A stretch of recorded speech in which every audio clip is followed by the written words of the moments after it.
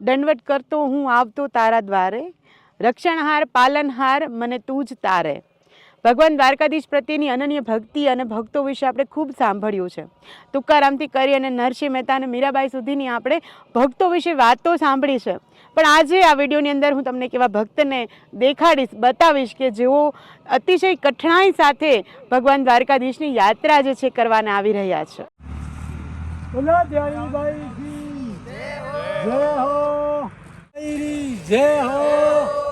बोला कृष्ण भगवान राजगाजीरी, बोला कन्हैया लाल की, बोला द्वारकाधीश की जय हो, बाबा जय हो, जय बोला दयाली बाई की जय हो, जय बोला कन्हैया लाल की, द्वारकाधीश की जय. ભક્તિનો માર્ગ છે સુરાનો, નહીં કાયરનું કામ જો. એટલે ભક્તિના માર્ગમાં ચાલવું હોય, ભક્તિ કરવી હોય તો બહુ કઠણાઈનો સામનો કરવો પડે. બહુ સહેલી વાત નથી ભક્તિ કરવી. અને એવી જ એક કઠણ યાત્રા કરીને છેટ રાજસ્થાનના બિકાનેર જિલ્લાથી લાલેણ ગામથી જે છે એ સાહીરામ કરીને એક ભક્ત જે છે એ દ્વારકાધીશ મંદિરે પહોંચી રહ્યા છે. હોળી ઉપર આપણે સાંભળતા હોઈએ છીએ કે લાખોની સંખ્યામાં પદયાત્રીઓ પગે ચાલીને દ્વારકાધીશ મંદિરે આવતા હોય છે. પણ આ સાહીરામ છેટ રાજસ્થાન બિકાનેર 19 ફેબ્રુઆરી 2024થી દંડવત યાત્રા પેટે પલાણ જે પેટે ઘસડાઈને જે છે દ્વારકા આવી રહ્યા છે અને કરીબન આવતીકાલે સાંજે એ દ્વારકા પહોંચશે.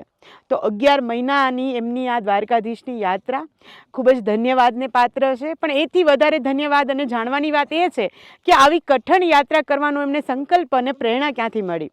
તો આવો એમની સાથે વાત કરીએ અને એમની આ યાત્રા પાછળનું કારણ જાણીએ. जय द्वारकाधीश. मेरा नाम सहीराम है, राज्य राजस्थान है और जिला बीकानेर है.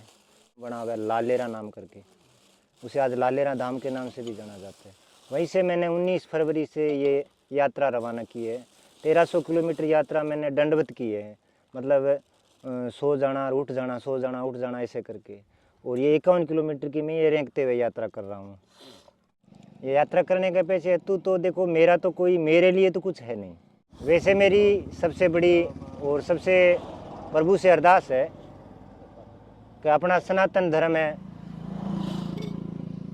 उस धर्म के नाम से लोग जानते सब हैं कि सनातन धर्म है, लेकिन लोग मतलब सनातन धर्म को धीरे धीरे छोड़ रहे हैं. पता ही नहीं होता कैसे क्या कर रहे हैं. और सबसे बड़ी दिक्कत क्या है कि अपने समाज में सभी समाज, जितने भी समाज है, उस समाज में एक व्यसन, यानी हम हिंदी में शराब कहते हैं, वो सिस्टम है, वो सबको खराब कर रहा है. तो मैं भगवान से ये प्रार्थना करूँगा कि सभी व्यसन मुक्त हो और घर में सुख शांति हो. તો 2024-25ના મોબાઈલ અને ટેકનોલોજીના યુગમાં સાહીરામ જે છે એ આપણા માટે શ્રેષ્ઠ ઉદાહરણ છે કે કેવી કઠિન યાત્રા જે છે તેઓ દ્વારકા કરી રહ્યા છે. અને ખાસ ઉદાહરણ પૂરું પાડી રહ્યા છે કે યુવાનો જે છે પોતાનો ખાસો સમય મોબાઈલની અંદર વિતાવતા હોય છે. એમના માટે વ્યસન મુક્તિ એ લોકો કરી શકે, વ્યસન છોડી શકે, કારણ કે વ્યસન છોડવું પણ બહુ જ કઠણ અને અઘરું કામ છે.